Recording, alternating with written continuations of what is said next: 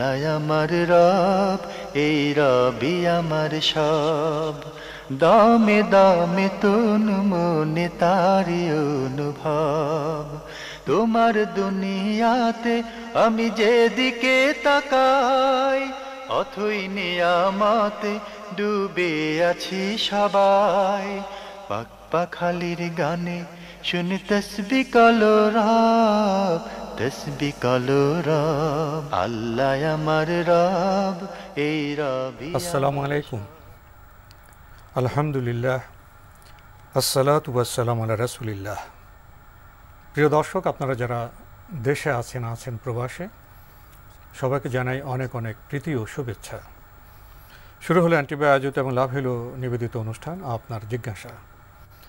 আপনাদের সাথে আছি আমি জয়নুল আবেদিন আজাদ, আর আপনাদের মনে জাগা প্রশ্নের জিজ্ঞাসার জবাব দিচ্ছেন বিশিষ্ট আলেম ডক্টর মোহাম্মদ সাইফুল্লাহ।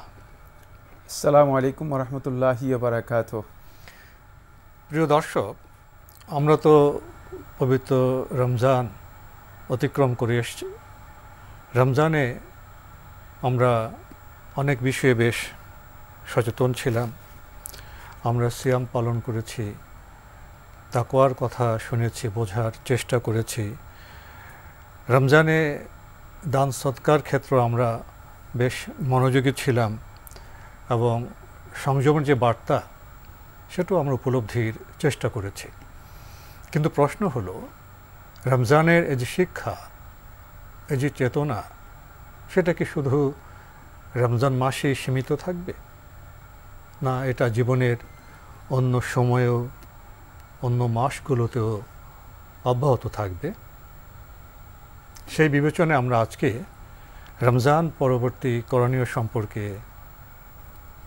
আপনাদের সাথে কথা বলতে চাইব। ডক্টর মোহাম্মদ সাইফুল্লাহ, শুরুতেই রমজান পরবর্তী আমাদের করণীয়গুলো কেমন হওয়া উচিত? ধন্যবাদ আপনাকে। রমাদান পরবর্তী আমাদের করণীয় কেমন হওয়া উচিত? আমরা জানি যে রমাদান আমাদের কাছে একটা প্রশিক্ষণশালা হিসেবে এসেছে, যেখান থেকে আমরা বাকি 11 মাসের প্রশিক্ষণ নিতে পারি। 11 মাসের পাথেয় সংগ্রহ করার জন্য মূলত রমাদানে আমাদেরকে এই প্রশিক্ষণ দেওয়া হচ্ছে। রমাদানে আমরা আসলে কি নেব পরবর্তী 11 মাসের জন্য, সেই বিষয়টি আমরা একটু ভালো করে বিবেচনা করি। রমাদানের প্রথম যেই প্যাকেজ বা প্রোগ্রাম, সে প্রোগ্রাম হচ্ছে সিয়াম। বন্ধুগণ, এটি খুবই গুরুত্বপূর্ণ একটি বিষয় যে রমাদানে আমরা 30 দিনই সিয়াম পালন করেছি। দেখা যায় আমাদের মধ্যে একদল লোক আছেন, তিনি আগামী রমাদান পর্যন্ত অপেক্ষা করেন। এরপর তিনি আগামী রমাদান পেলে অথবা আগামী রমাদানে উপস্থিত হলেই শুধুমাত্র সিয়াম পালন করেন। এর মাঝে আর সিয়ামের কোনো খবরই থাকে না। মনে হচ্ছে যেন সিয়াম তার কাছ থেকে বিদায় নিয়ে চলে গেছে। রমাদানের আওয়াজ যখন শোনা যায়, রমাদানের চাঁদ যখন দেখা যায়, তখনই শুধু সিয়ামের কথা শোনা যায়। আর যখনই শাওয়ালের চাঁদ দেখা গেল, তখন সিয়াম থেকে তিনি দূরে সরে গেলেন। ব্যাপারটি এমন নয়, বরং রমাদান পরবর্তী সিয়াম এবং সিয়ামকে যাতে করে আমরা বাকি 11 মাস পর্যন্ত নিয়মিত করতে পারি, রাসূলুল্লাহ সাল্লাল্লাহু আলাইহি ওয়াসাল্লাম সেই দিক নির্দেশনা আমাদেরকে দিয়েছেন। প্রথমে আসুন রাসূলুল্লাহ সাল্লাল্লাহু আলাইহি ওয়াসাল্লাম রমাদান পরবর্তী মাস শাওয়াল মাসে কি দিক নির্দেশনা দিয়েছেন আমরা দেখি। রাসূলুল্লাহ সাল্লাল্লাহু আলাইহি ওয়াসাল্লাম বলেছেন, হাদিসের মধ্যে এসেছে, আবু আইয়ুব আনসারী রাদিয়াল্লাহু বর্ণনা করেন, তিনি বলেন যে মান সামা রমাদানা সুম্মা আতবাহু সিত্তাম মিন শাওয়াল, যে ব্যক্তি রমাদান মাসে সিয়াম পালন করলো, অতঃপর রমাদান পরবর্তী শাওয়ালের 6 দিন সিয়াম পালন করলো, ফাকানা কাআন্নামা সামাদ দাহর, মনে হলো যেন সে পুরা বছর অথবা পুরা জীবন সিয়াম পালন করলো। অর্থাৎ তার এই সিয়ামটুকু পুরা বছরের সিয়ামের সমান পর্যায়ের। তিনি যদি রমাদান পরবর্তী শাওয়াল মাসের 6টি সিয়াম পালন করে থাকেন, তাহলে সারা বছর সিয়াম পালন করার, ফরজ সিয়াম পালন করার যে ফজিলত রয়েছে সেই মর্যাদা পাবে। সুতরাং বোঝা গেল যে রমাদান মাসেই শুধু সিয়ামকে সীমাবদ্ধ করলে চলবে না, রমাদান পরবর্তী শাওয়ালে আমাদেরকে কিছু সিয়াম নিতে হবে। এরপরে আসুন রাসূলুল্লাহ সাল্লাল্লাহু আলাইহি ওয়াসাল্লাম আমাদেরকে কী বলেছেন। রাসূলুল্লাহ সাল্লাল্লাহু আলাইহি ওয়াসাল্লাম বলেন, মান সামা সালাসাতা আইয়াম মিন কুল্লি শাহর ফাকাআন্নামা সামাদ দাহর, যে ব্যক্তি প্রত্যেক মাসের 3 দিন সিয়াম পালন করলো, মনে হচ্ছে যেন সে পুরা বছরের সিয়াম পালন করলো। সুতরাং আল্লাহ নবী সাল্লাল্লাহু আলাইহি ওয়াসাল্লাম আমাদেরকে প্রত্যেক মাসে অন্তত পক্ষে 3 দিন সিয়াম পালন করতে বলেছেন। যদি আমরা 3 দিন সেখানে সিয়াম পালন করতে পারি, তাহলে আমরা 3 সিয়ামকে যখন 10 দিয়ে 10, যেহেতু আল্লাহ সুবহানাহু ওয়া তাআলা প্রত্যেকটি নেক আমলকে সর্বনিম্ন 10 গুণ করে আল্লাহ সুবহানাহু ওয়া তাআলা এর প্রতিদান দেবেন, এর সওয়াব দেবেন। সেক্ষেত্রে আমরা যদি 3কে 10 দিয়ে পূরণ করে থাকি তাহলে 30 হয়ে গেল। তাহলে মানে পুরা মাসের নফল সিয়াম পালন করার যে মর্যাদা আছে, যেই ফজিলত আছে, যেই সওয়াব আছে, সেটা আমরা পেয়ে গেলাম। এই জন্য অন্ততপক্ষে আল্লাহর বান্দাগণ, ইমানদার ব্যক্তিগণ রমাদান থেকে এই শিক্ষা নেওয়া উচিত যে মাসে আমি অন্ততপক্ষে 3টি সিয়াম পালন করব। 13-14-15 অথবা যদি কোনো কারণে 13-14-15 না পারেন, তিনি যে কোনো 3 দিন সিয়াম পালন করবেন। অর্থাৎ মাসের যে কোনো 3 দিন সিয়াম পালন করলেই এই হুকুম, এই ফজিলত তিনি পেয়ে যাবেন। তবে এটা উত্তম হচ্ছে আইয়ামুল বীজ বা 13-14-15 এই 3 দিন পালন করা। এরপরে যে বিষয়টি সেটা হচ্ছে রাসূলুল্লাহ সাল্লাল্লাহু আলাইহি ওয়াসাল্লাম আরেকটি ইনস্ট্রাকশন দিয়েছেন, অত্যন্ত গুরুত্বপূর্ণ।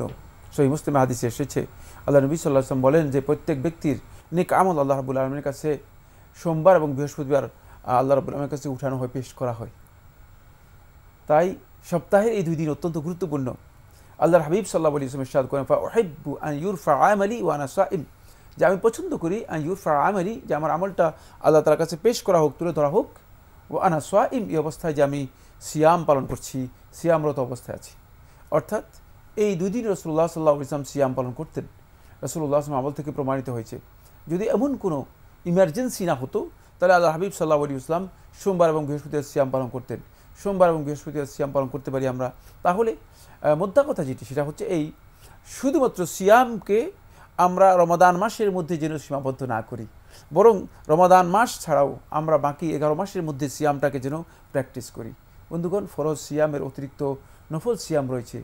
একটি কথা বলবো নফল সিয়াম সম্পর্কে। আল্লাহ রাসূল সাল্লাল্লাহু আলাইহি ওয়াসাল্লাম বলেন, মান সামা লিল্লাহি ফি লাফজিন ফি সাবিলিল্লাহি, যে ব্যক্তি আল্লাহর সন্তুষ্টির জন্য অথবা আল্লাহর রাস্তায় শুধুমাত্র ইয়াউমান, একদিনের সিয়াম পালন করলো, বা'আদাল্লাহু বাইনাহু ওয়া বাইনা নারি জাহান্নাম 70 খরিফান, আল্লাহ তাআলা তার মাঝে এবং জাহান্নামের মাঝে 70 বছরের দূরত্ব করে দেন। 70 বছর একটা পরীক্ষা, একটা খন্দক তৈরি করে দেন। মানে 70 বছরের দূরত্বে আল্লাহ রাব্বুল আলামিন জাহান্নামকে সরিয়ে নিয়ে যান। সুতরাং একদিনের সিয়াম যদি এতটুকু করতে পারে, একদিনের নফল সিয়ামের যদি মর্যাদা এমন হয়, তাহলে আমরা যদি অন্তপক্ষে 3 দিন সিয়াম পালন করতে পারি, সেটা কতই না আমাদের জন্য মর্যাদাপূর্ণ হবে, এটা আমরা বিবেচনা করি। এটা প্রথম পয়েন্ট। দ্বিতীয় নম্বর পয়েন্ট হচ্ছে, আপনি তো সিয়াম সম্পর্কে এমন একটি ধারণা দিলেন, তাতে আমরা উপলব্ধি করলাম সিয়াম শুধু রমজানের বিষয়, রমাদানের বিষয় নয়। জি, সিয়াম প্রতি মাসের বিষয়, প্রতি সপ্তাহের বিষয়। রমজানের দান সাদকার একটা প্রবাহমানতা আমরা লক্ষ্য করি। জি, তো এই দান সাদকার বিষয়টি কি অন্য সময়ও প্রবাহমান থাকা উচিত? রমাদান মাসের দানের বিষয় আমরা যে হাদিসটুকু পেয়েছি, সেই হাদিসটি আব্দুল্লাহ ইবনে আব্বাস রাদিয়াল্লাহু আনহু বর্ণনা করেছেন, সহিহ বুখারী এবং মুসলিমের মধ্যে এসেছে। সহিহ বুখারী লফজের মধ্যে আব্দুল্লাহ ইবনে আব্বাস রাদিয়াল্লাহু আনহু যখন উল্লেখ করেছেন, তখন কিন্তু আব্দুল্লাহ ইবনে আব্বাস রাদিয়াল্লাহু আনহু 2 পার্ট করে উল্লেখ করেছেন। প্রথম পার্টটা এমন ছিল যে, কানান নবী সাল্লাল্লাহু আলাইহি ওয়াসাল্লাম আজওয়াদান নাস বিল খাইরি, যে নবী সাল্লাল্লাহু আলাইহি ওয়াসাল্লাম কল্যাণের ব্যাপারে সবচেয়ে বেশি দানশীল ছিলেন। এটা রাসূলুল্লাহ সাল্লাল্লাহু আলাইহি ওয়াসাল্লাম কমন বৈশিষ্ট্য বলেছেন। তারপর বলেছেন, কানা আজওয়াদু মা ইয়াকুনু ফি রমাদান হিনা ইয়ালকাহু জিবরিলু। আব্দুল্লাহ ইবনে আব্বাস রাদিয়াল্লাহু বলেন যে রাসূলুল্লাহ সাল্লাল্লাহু আলাইহি ওয়াসাল্লাম রমাদান মাসে যখন জিবরিল আমিন আলাইহিস সালাম রাসূলুল্লাহর কাছে আসতেন, তিনি আরও অনেক বেশি তার দানশীলতা, দানের বিষয়টি আরও বেশি বর্ধিত হয়ে যেত, বেড়ে যেত, অনেক বেশি পরিমাণে তিনি দান করতেন। এখান থেকে বোঝা যায় 1 নম্বর কথা যেটা, সেটা হলো এই রাসূলুল্লাহ সাল্লাল্লাহু আলাইহি ওয়াসাল্লামের কমন বৈশিষ্ট্য ছিল, রাসূলুল্লাহ সাল্লাল্লাহু আলাইহি ওয়াসাল্লাম সব সময় দান করতেন, সব সময় দান করতেন। রাসূলুল্লাহ সাল্লাল্লাহু আলাইহি ওয়াসাল্লাম রমাদান মাসে অবারিত দান করতেন। রাসূলুল্লাহ সাল্লাল্লাহু আলাইহি ওয়াসাল্লাম দানের এই ধরন কেমন ছিল, এটাকে উদাহরণ দিতে গিয়ে আব্দুল্লাহ ইবনে আব্বাস রাদিয়াল্লাহু আনহু বলেছেন যে এটি ছিল প্রবাহিত বাতাসের চেয়েও বেশি। আমরা জানি যে প্রবাহিত বাতাস যখন বৃষ্টি নিয়ে আসে, অব্যাহত থাকে এবং মানুষ সেখান থেকে উপকৃত হয়, মানে অশেষ, মানে মানুষ উপকৃত হয়, সীমাহীন উপকৃত হয়, তো অপরিসীম উপকৃত হয়। ঠিক রাসূলুল্লাহ সাল্লাল্লাহু আলাইহি ওয়াসাল্লাম রমাদান মাসে ওইভাবে করতেন। রমাদান পরবর্তী রাসূলুল্লাহ সাল্লাল্লাহু আলাইহি ওয়াসাল্লাম এভাবে দান করতেন। পরে দেখেছি যে সাহাবায়ে কেরামদের মধ্যে অনেকেই বর্ণনা করেছেন যে রাসূলুল্লাহ সাল্লাল্লাহু আলাইহি ওয়াসাল্লাম যখন দান করতেন, তখন রাসূলুল্লাহ সাল্লাল্লাহু আলাইহি ওয়াসাল্লাম শুধু দিতেন আর দিতেন। এই জন্য ইসলাম গ্রহণ করার আগে মুশরিকদের সর্দার, মক্কার কুরাইশ নেতাদের মধ্যে একজন সাফওয়ান ইবনে উমাইয়া বলতেছে মক্কার লোকদেরকে এসে যে তোমরা মুহাম্মদের উপর ঈমান আনো, কারণ আমি মুহাম্মদকে দেখতে পেয়েছি যে তিনি এমনভাবে দান করেন যে তিনি দারিদ্র্যের সামান্যতম কোনো ভয় তার মধ্যে নেই, যে কমে যাবে। যে আমি যে দিচ্ছি এতে কমে যাবে, এই ভয় আল্লাহ রাসূল সাল্লাল্লাহু আলাইহি ওয়াসাল্লামের ছিল না। সুতরাং রমাদান পরবর্তী সময়েও আমাদের অন্যতম করণীয় বিষয় হচ্ছে যে আমরা অধিক পরিমাণে দান করব। বন্ধুগণ, রমাদানের সময় আপনি দান করেছেন রমাদানের ফজিলতের কারণে, কিন্তু অন্য সময় আপনি দান করবেন না? অবশ্যই দান করবেন, কারণ আল্লাহ সুবহানাহু ওয়া তাআলা বলেছেন ফামা আনফাকতুম মিন শাইইন ফাহুয়া ইউখলিফুহু, যা কিছু তোমরা দান করবে, যা কিছু তোমরা খরচ করবে, ফাহুয়া ইউখলিফুহু, সেটা তোমাদের ব্যালেন্স হবে। সুতরাং ব্যালেন্সের জন্য অবশ্যই আমাদেরকে রমাদান পরবর্তীও চিন্তা করতে হবে। রমজান আমাদের মধ্যে বেশ অনেকগুলো গুরুত্বপূর্ণ চেতনার আভাস দিয়েছে, চেতনায় শানিত হতে উদ্দীপ্ত করেছে। যেমন প্রবৃত্তি যে তাড়না, লালসা, সেখানে আমাদের সংযত হতে বলেছে, সংযমী হতে বলেছে। তো রমজানের এই চেতনা কি পরবর্তী মাসগুলোতে, দিনগুলোতে অব্যাহত থাকবে, না বিষয়টি শুধু রমজানই সীমিত? ধন্যবাদ আপনাকে। অত্যন্ত গুরুত্বপূর্ণ একটি বিষয়। রমাদান মাসের অন্যতম একটি আহ্বান হচ্ছে আমাদের কাছে, সেটি হচ্ছে যে আমরা কতটুকু আসলে সংযত হতে পেরেছি এবং আমরা নিজেদের নফসকে কতটুকু নিয়ন্ত্রণে আনতে পেরেছি। কারণ এই সিয়াম শুধুমাত্র পানাহার থেকে বিরত থাকার জন্য নয়, শুধুমাত্র এই একটি টাইম শবে সাদেক থেকে আরম্ভ করে সূর্যাস্ত পর্যন্ত সুনির্দিষ্ট কিছু কাজ থেকে বিরত থাকার জন্য নয়, বরং এটি হচ্ছে আল্লাহ রাব্বুল আলামিনের আনুগত্যের জন্য, আল্লাহর বিধানের কাছে পরিপূর্ণরূপে আত্মসমর্পণ করার জন্য, জীবনের প্রত্যেকটি ক্ষেত্রে আল্লাহ রাব্বুল আলামিনের বিধানকে অনুসরণ করা এবং পর্যবেক্ষণ করার জন্য। ফলে এটি আমাদেরকে বাকি 11 মাস যাতে করে আমরা নিজেদের নফসের যেই কামনা বাসনা আছে, নফসের যেই ডিজায়ার এবং চাহিদা আছে, সেগুলোকে যেন আমরা প্রকৃতপক্ষে নিয়ন্ত্রণে আনতে পারি, এই জন্যই মূলত আল্লাহ সুবহানাহু ওয়া তাআলা এই সিয়াম আমাদের উপর ফরজ করেছেন।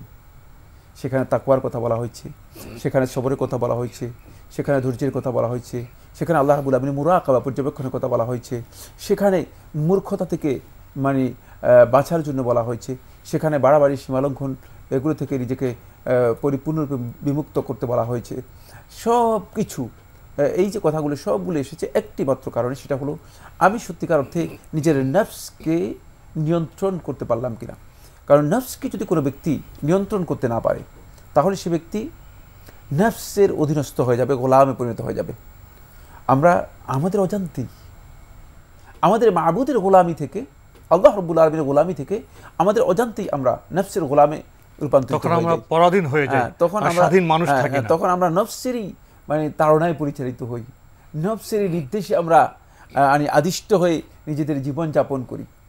আল্লাহ সুবহানাহু ওয়া তাআলা কোরআনে কারীমে কথা সূরা ইউসুফে ইঙ্গিত দিয়েছেন। আল্লাহ সুবহানাহু ওয়া তাআলা বলেন ওমা উবাররিউ নাফসি ইন্না নাফসা লাআম্মারাতু বিসসু, স্পষ্ট করে বলে ওমা উবাররিউ নাফসি, যে আমি আমার নিজের নফসকে পরিপূর্ণরূপে অবমুক্ত, একেবারেই পবিত্র, একেবারেই নিষ্কলুষ, কালিমা মুক্ত বলার কোনো অবকাশ রাখি না। কারণ ইন্না নাফসা লাআম্মারাতু বিসসু, কারণ নফসের খারাপ কাজের প্রতি, নিকৃষ্ট এবং নিষিদ্ধ কাজের প্রতি নফস সবসময় তাড়িত করবেই। নফসের কাজই হচ্ছে সুযোগ পেলেই আমাকে এদিকে নিয়ে যাবে।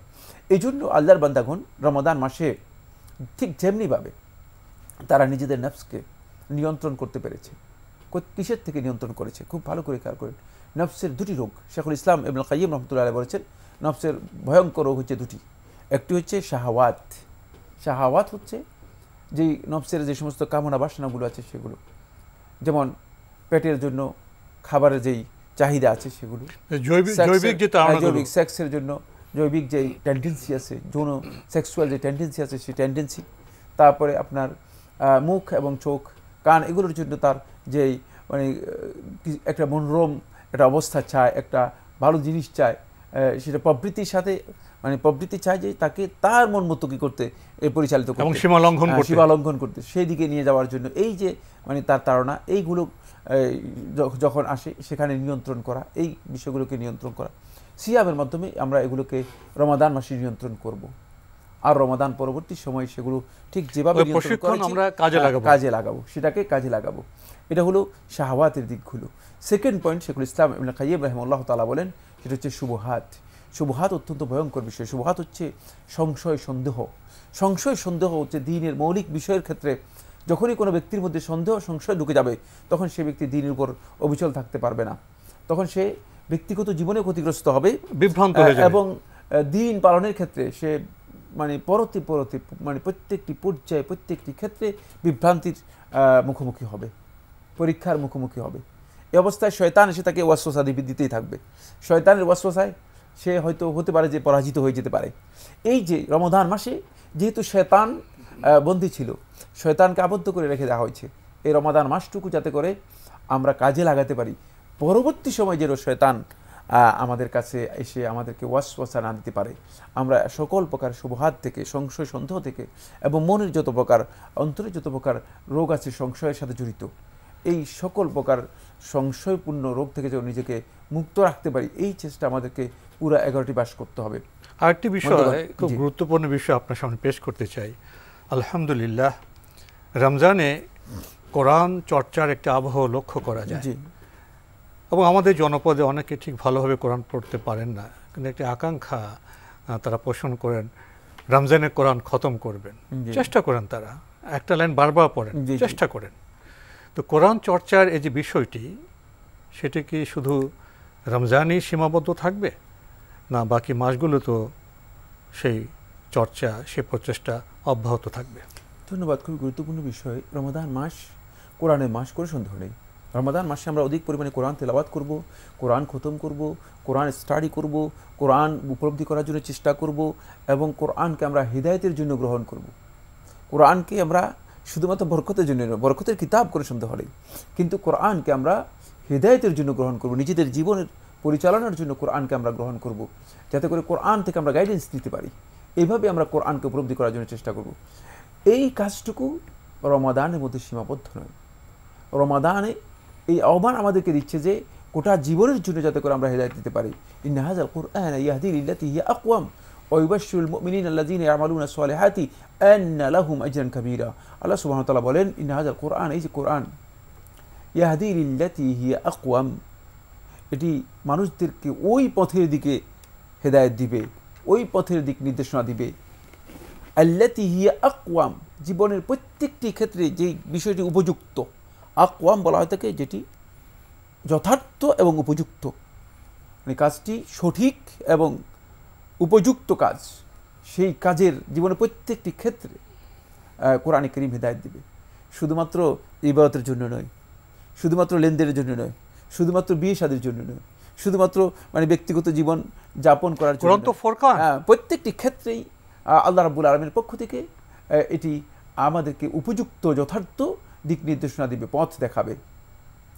হিয়া ইউবাশশিরুল মুমিনিনা আল্লাযীনা ইয়া'মালুনা আস-সালিহাতি, পাশাপাশি যারা ঈমানদার, ওই ঈমানদার ব্যক্তিদেরকে পাশাপাশি এই সুসংবাদও দিবে। ইউবাশশিরুল মুমিনিনা আল্লাযীনা ইয়া'মালুনা আস-সালিহাত, যারা ভালো কাজ করবে, আন্না লাহুম আজরান কাবীরা, যে তাদের জন্য তাদের রবের কাছে বিরাট প্রতিদান আল্লাহ রাব্বুল আলামিন রেখেছেন। সুতরাং কোরআনে কারীম আমাদেরকে রমাদানের মধ্যে সীমাবদ্ধ করে চলবে না। বন্ধুগণ, ইবনে আবি কাসির রাহিমাহুল্লাহ তাআলা বলেন, বিসাল কওম মা ইয়ারিফুনা রাব্বাহুম ইল্লা ফি রমাদান, যে কি হলো মানুষদের, যে এখন আমরা দেখতে পাই লোকেরা এমন হয়ে গিয়েছে, এটা তাবিদের সময় বলছেন যে মা ইয়ারিফুনা রাব্বাহুম ইল্লা ফি রমাদান, তারা রমাদান ছাড়া তাদের রবকে চেনে না। শুধু রমাদান আসলেই দেখা যাচ্ছে কোরআনের সাথে কিছুটা সম্পর্ক, কোরআন খতম, কোরআন তেলাওয়াত, কোরআনের কিছুটা একটা চর্চা হয়, কিন্তু রমাদান যখন চলে যায় তখন কোরআনে গিলাপ লাগিয়ে দেওয়া হয়। কোরআনের জন্য আলাদা গিলাপ তৈরি করেছে, গিলাপ লাগিয়ে দেওয়া হয়, গিলাপ খোলার মতো সুযোগ থাকে না, বন্ধ করে রাখা হয়। কোরআনের আর ওই গিলাপ খোলার মতো সুযোগ থাকে না, সেই সুযোগ মানুষ পায় না। না, কোরআন এভাবে হবে না। কোরআন গিলাপবদ্ধ করার জন্য নয়। কোরআন হচ্ছে আপনি যেখানেই যাবেন কোরআন আপনার সাথে থাকবে, হয়তো কোরআনের মুসহাফ থাকবে অথবা কোরআনের নির্দেশ আপনার সাথে থাকবে। শেষের দিকে চলে এসেছি, বিষয়টি খুবই গুরুত্বপূর্ণ, কিন্তু সময় একেবারে সংক্ষিপ্ত। রমজানে একটি শব্দের সাথে আমরা বহুলভাবে পরিচিত হই, শব্দটি হলো তাকওয়া, এবং আমরা জানি সিয়ামের উদ্দেশ্য হলো তাকওয়া অর্জন। তাকওয়ার ব্যাখ্যায় আমরা অনেক সময় খণ্ডিত হয়ে যাই, অনেকে শুধু আল্লাহভীতিকে তাকওয়া হিসেবে চিহ্নিত করেন। তো যদি রমজানে তাকওয়ার চর্চা হয়, যদি আমরা তাকওয়ার উপলব্ধি করি, তাহলে সারা বছর আমাদের জীবনযাপনটা এত বিশৃঙ্খল, এত অনৈতিক কীভাবে হয়?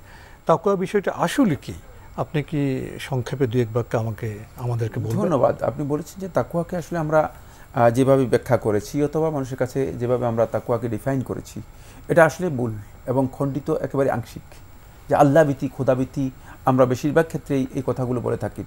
এটা তাকওয়ার মানে কোথাও কোথাও এই মিনিং আসবে, একটা পরিচয় এবং একটা পার্শিয়াল একটা মিনিং হচ্ছে তাকওয়ার এটি।